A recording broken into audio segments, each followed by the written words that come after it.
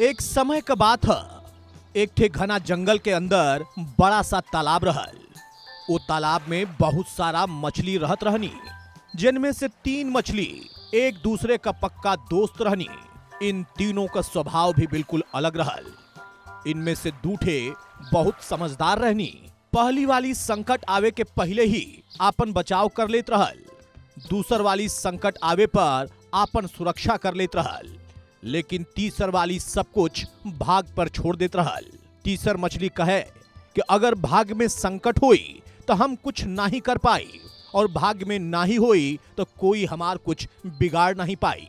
एक दिन रास्ता से गुजरत रहल एक मछुआरा उ तालाब के देख लेलस। उ देखलस कि तालाब मछलियन से भरल पड़ल है। उ तुरंत अपने दूसरे साथियन के ए बारे में बता देहलस।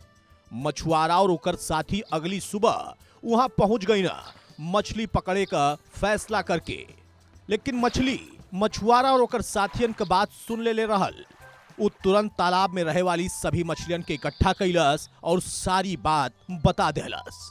पहली मछली बोललस कि हो सकेला कि कल मछुआरा आवे हमके जाल में पकड़ कर ले जाए, उससे पहले ही हम लोगन के स्थान छोड़ देवे के चाहिए।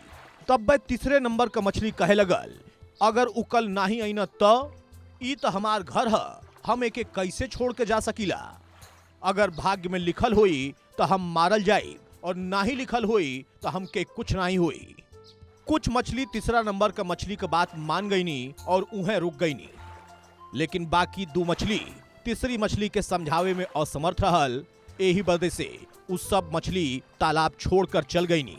अगले दिन मछुआरा और ओकर साथी आईना और जाल डाल देना। जितना मछली रहनी उस सब पकड़ा गई नी। जब मछली भाग गई रहल उन सबकर जान बच गई, और जो तालाब में रुकल रह गए वो मछुआरा और ओकर साथी के जाल में फंस गई नी और पकड़ गई नी। मछुआरा उनके एक टोकरा में डलना जहां सब तड़प तड़प के मर गई नी। कहानी से सीख, हमके कब्बो भाग्य के भरोसे नहीं रहे के चाहिए। संकट आवे के पहले ही ओके दूर करे का उपाय सोचकर रखे के चाहिए।